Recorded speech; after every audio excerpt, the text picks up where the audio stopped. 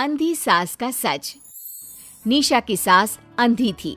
वो ठीक से देख नहीं सकती थी, लेकिन शादी के बाद, माँ जी खाना खा लीजिए, और हाँ मैं आपको दवाई दे रही हूँ, वो भी खा लीजिए। नहीं नहीं बेटा, तू बस खाना बना ले, मुझे अंदाजा है मैं खुद ही खा लूंगी सब कुछ। रोज सुबह निशा की सास की आदत थी। निशा बेटा, सब्जी दे दे, मैं काट देती हूँ। अरे नहीं नहीं माँ जी, आपको चाकू लग सकता है। नहीं नहीं बहू, मुझे अंदाजा है कि कैसे काटना है, काफी वक्त से कर रही हूँ ना मैं। वैसे भी डॉक्टर ने कहा है कि थोड़ा बहुत काम करना जरूरी होता है। माँ जी, डॉक्टर ने कहा है तो दे देती हूँ आपको, लेकिन मेरा मन नहीं मान रहा। अरे बहू, काम नहीं करूँगी तो कैसे चलेगा, बिल्कुल ही अपाहिज हो जाऊंगी।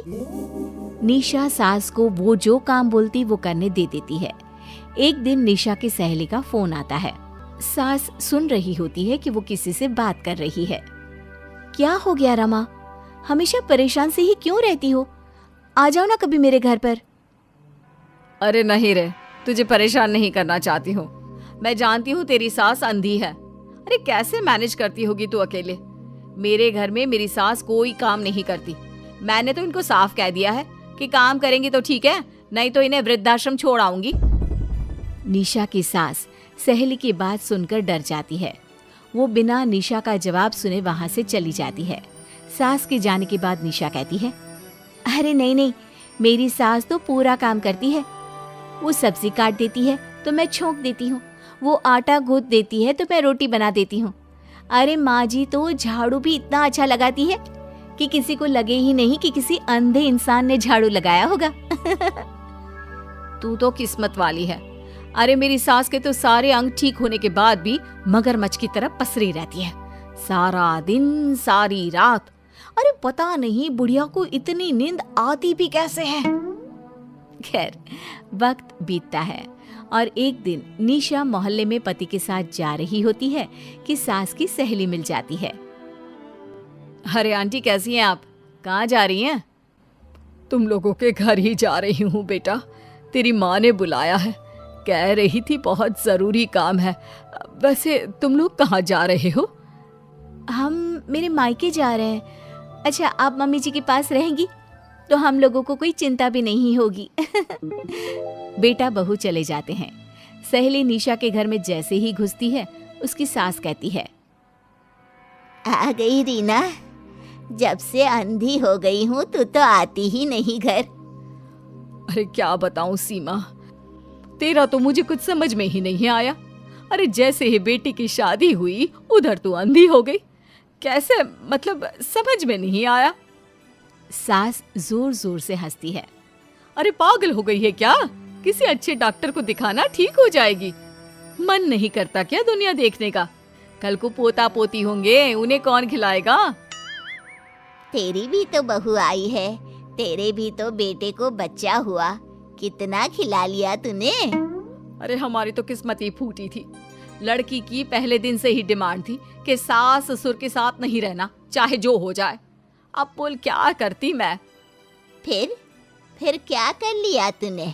दोनों आंखें होने के बाद भी परेशान ही है ना? हाँ, पर चल कम से कम दुनिया देख तो रही हूँ ना, तेरी तरह अंधी तो नहीं हो गई। निशा की सास शांत हो जाती है। उनकी आंख से आंसू गिरने लगते हैं।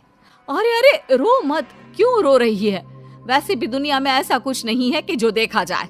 चालाक बहुएं और ऊपर से वो बेटे जिन्हें बचपन से सीने से चिपका कर पाला, वो भी बीवियों के कहने पर माँ से लड़ पड़ते हैं। तेरी गुलाबी रंग की साड़ी बहुत अच्छी लग रही है, और ये जो चश्मे का फ्रेम है ना, जच रहा है तुझ पर। सहेली शांत हो जाती है। मतलब तू अंधी नहीं है, तू देख सकती है। हाँ, तू मेरी सबसे खास सहेली है, इसलिए बता रही हूँ। मैं ठीक हूँ, बिल्कुल ठीक। अरे तो फिर अंधी होने का नाटक क्यों कर रही है?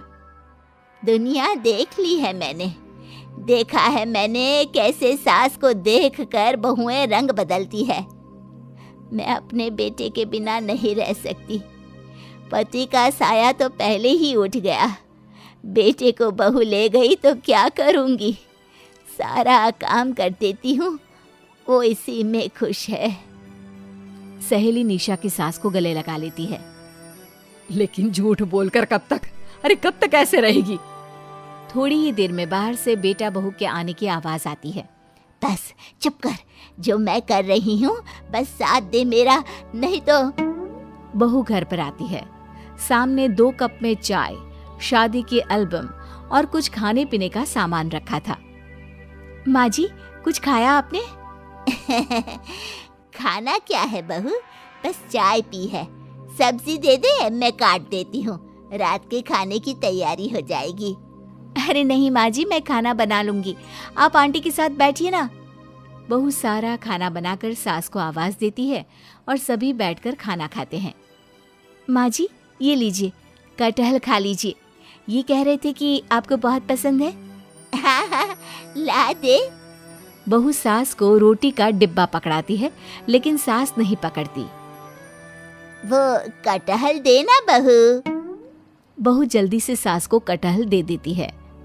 अगले रोज फिर सास झाड़ू लगा रही होती है कि बहू कहती है, माँ जी, आप ठीक से झाड़ू नहीं लगा रही, पीछे देखिए कितना सारा कचरा फैला हुआ है, लाइए मैं लगा देती हूँ।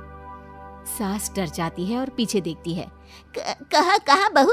अरे कहीं तो नहीं है कचरा, देख। नहीं माँ जी, आप देख नहीं सकती ना, इसलिए आपको नहीं दिखा। बहू सास से झाड़ू लेकर सारे घर में झाड़ू लगा देती है। सास अब जो काम करने जाती, बहू उनसे छीन लेती। क्या बात है बहू, आजकल तुम मुझे कोई काम क्यों नहीं करने देती? माँ जी, काम ही क्या है, हम 3 लोगों के लिए खाना और 2 कमरे की घर की सफाई, ये तो मैं आसानी से कर सकती हूँ। सास को समझ में नहीं आता कि आखिर बहू ऐसा क्यों बोल रही है। वो कुछ दिनों तक सब देखती है और फिर एक दिन बहू की सहेली आती है। अरे रमा, क्या बात है, कैसे आना हुआ? बैठ, मैं चाय लाती हूँ। अरे नहीं नहीं निशा, तू सहेली से बात कर, मैं ले आती हूँ चाय। वाह, क्या बात है, तेरी सास को आंख से दिख भी नहीं रहा, लेकिन चाय बनाने को तैयार। और एक मेरी वाली है, हाथ पैर हिलाने के भी पैसे लेती है। वैसे यार आज मैं रिलैक्स हूँ, छोड़ आई मैं उन्हें वृद्धाश्रम। सास डर जाती है और अंदर से चाय बनाकर ले आती है, लेकिन डर के मारे सास के हाथ से चाय की ट्रे गिर जाती है। बहू की सहेली बोल पड़ती है, अरे कुछ काम होता नहीं है तो करती क्यों है बुढ़िया, एहसान दिखाने के लिए? अरे मैं तो कहती हूँ तू भी इस अंधी को वहीं छोड़ा। नहीं नहीं निशा बहू, मुझे माफ कर दे, गलती से ट्रे गिर गई, मैं सारा काम करूँगी, बस मुझे मेरे बेटे से अलग ना कर, मैं नहीं रह पाऊंगी उसे देखे बिना। बस माँ, यही सुनना था। आप देख सकती हैं, फिर भी डर के मारे जो नाटक आपने अंधी होने का खेला, मैं उसे खत्म करना चाहती थी। माँ जी, आप घर की बड़ी हैं, मेरे पति की माँ है, मेरे लिए आपकी जगह भगवान से कम नहीं। आप अंधी नहीं भी होंगी तो भी मैं कभी भी आपको खुद से दूर नहीं करूंगी। माँ जी, मेरा विश्वास रखिए। फिर निशा सहेली को देखती है। अच्छा होगा रमा कि तुम मेरे घर से चली जाए, क्योंकि मेरे घर में ऐसे लोगों के लिए कोई जगह नहीं है जो बड़ों की इज्जत नहीं करते। सास चैन की सांस लेती है। जीती रहे बहू, जीती रहे। अंत भला तो सब भला। रोली की शादी उसके माँ बाप एक आलसी लड़के से करा देते हैं। चलो, रोली की शादी हुई और हमने गंगा नहाई, और क्या, बेटियां तो होती ही हैं बोझ। हाँ, पर अब क्या चिंता, उतार तो दिया बोझ तुमने, अब वो लोग समझे। ससुराल में रोली का पति कहता है, देखो, मैं कोई काम नहीं करता, ये बात तुम्हारे मम्मी पापा को बता दी थी मैंने। अब जो किराया आता है दुकान का, उसी से घर का गुजारा करना है। कभी भूल से भी कोशिश ना करना किसी चीज की डिमांड की। क्या मम्मी पापा को पता था कि आप कोई काम नहीं करते? और क्या, बड़ा अच्छे से पता था। उन लोगों को तो तुम बोझ लगती थी, बोल रहे थे कि बस शादी कर लो और कोई मतलब नहीं है। रोली को ये सुनकर बहुत गुस्सा आता है, लेकिन करती भी तो क्या, क्योंकि वो जानती थी कि उसके माता पिता ऐसे ही हैं। जैसे तैसे रोली दिन काट रही थी। रोली को एक प्यारी सी बेटी होती है। धीरे धीरे वो बड़ी होती है और उसके साथ उसकी जरूरतें भी बढ़ती जाती हैं। सुनिए जी, अब तो सिमी बड़ी हो रही है, उसका स्कूल में दाखिला कराना है। मैंने अब तक तो जैसे तैसे समय काट लिया, लेकिन मैं बच्ची की परवरिश में कोई कमी नहीं रखूंगी। अरे क्या है यार, अब तो लगता है कोई ना कोई काम ढूंढना ही पड़ेगा। अब पति रोज काम की तलाश में जाता और बिना किसी काम के वापस आ जाता। रोली समझ जाती है कि पति के अंदर अब काम करने की क्षमता नहीं है। वो बेटी को उच्च शिक्षा देने के लिए कुछ करना चाहती थी, लेकिन करती तो क्या करती। एक दिन रोली की सहेली कहती है, रोली, मेरी कोई औलाद नहीं है। अगर तू मेरी औलाद को जन्म दे तो मैं तुझे तेरे मुंह मांगे पैसे दूंगी। अरे, तेरी औलाद को मैं कैसे जन्म दे सकती हूँ? सरोगेसी से। बच्चा मेरा और वैभव का ही होगा, लेकिन कोख तेरी होगी। ये संभव है रोली। रोली कुछ सोचकर कहती है, मुझे मंजूर है, लेकिन मैं इसका 2 लाख रुपया लूंगी। अरे कोई बात नहीं, मुझे मंजूर है। रोली खुश हो जाती है कि एक बच्चा पैदा करने का उसे 2 लाख रुपया मिलेगा। वो घर आकर पति को बताती है, वो भी खुश हो जाता है। अब क्या था, डॉक्टर के पास जाकर सहेली का बच्चा रोली की कोख में पलने लगता है। मुझे 20,000 चाहिए मेरे बेटी के एडमिशन के लिए। हाँ हाँ ठीक है, मैं उसके एडमिशन से लेकर सारे खर्चे उसके अकाउंट में डाल रही हूँ। रोली की बेटी का एडमिशन हो जाता है। रोली को लगता है कि वो अब सब कुछ ठीक कर देगी। दिन और महीने आगे बढ़ते हैं। अब एक दिन, एक बात कहूं जी, काश इस बच्चे को मैं रख पाती। मैं अब इससे काफी जुड़ गई हूं। अरे यार, पता नहीं किसका बच्चा है, अपने पास है ना अपनी मुन्नी। हाँ, लेकिन अब मैं भी इस बच्चे से जुड़ाव फील करने लगी हूँ। लेकिन मैं ये जानती हूँ कि ये मेरा बच्चा नहीं है। दोनों की जिंदगी ठीक चल रही थी, लेकिन कहते ना कि सुख का पल ज्यादा लंबा नहीं होता। एक दिन रोली की सहेली का फोन आता है। रोली, मुझे अब ये बच्चा नहीं चाहिए, मैं अपने पति को छोड़ रही हूँ। अरे लेकिन मुझे पैसों की जरूरत है, बच्चा तुम्हारा है, मैं क्या करूंगी? सहेली बिना कुछ बोले फोन काट देती है, फोन स्विच ऑफ कर देती है। लेकिन रोली के जीवन का तूफान यहीं नहीं रुकता। रोली, मैं इतना भार नहीं उठा सकता।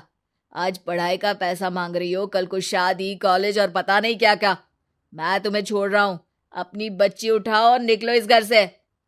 अरे पर मैं कर तो रही हूं ना बच्चे के लिए काम, आप आराम से रहिए ना।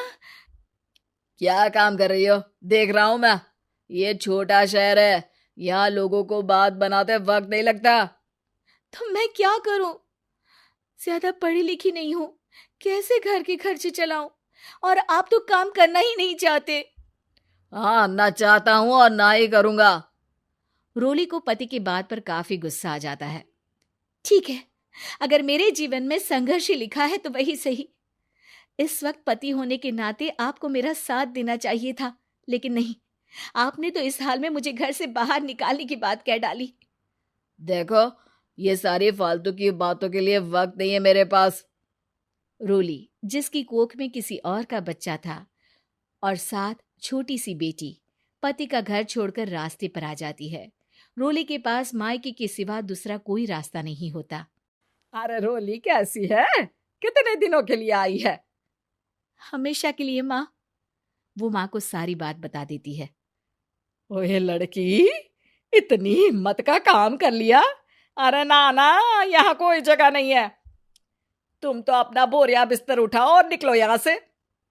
रोली के पास अब मायके का रास्ता भी नहीं बचता। वो चुपचाप बच्ची को लेकर जा रही थी कि उसे दर्द होता है और वो डॉक्टर के पास चली जाती है। और फिर वहां वो एक प्यारे से बेटे को जन्म देती है। कितना प्यारा है, कितने अभागे हैं इसके माँ बाप जो इसके पैदा होने पर भी नहीं है। तभी वहां डॉक्टर आ जाती है। रोली, बच्चे के पिता तुमसे मिलना चाहते हैं। आपका बहुत बहुत शुक्रिया, मैं इस बच्चे को पालूंगा। भले ही इसकी माँ ने इसे छोड़ दिया हो, पर मैं अपनी जिम्मेदारी निभाऊंगा। तो क्या आप मुझे इसके पैदा करने के लिए जिन पैसों की बात हुई थी वो भी देंगे? हाँ, और साथ ही आप चाहें तो मेरे घर में रहकर मेरे बच्चे की देखभाल भी कर सकती हैं। मैं उसके लिए आपको सैलरी दे दिया करूंगा। रोली को लगता है कि जैसे भगवान ने उसके लिए सुकून का रास्ता खोल दिया।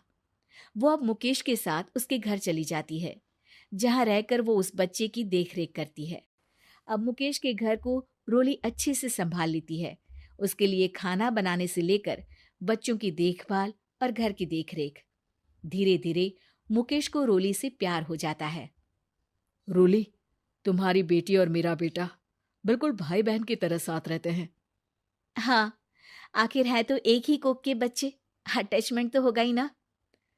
रोली, तुमने घर और मुझे दोनों को संभाल लिया। ये तो मेरा काम है।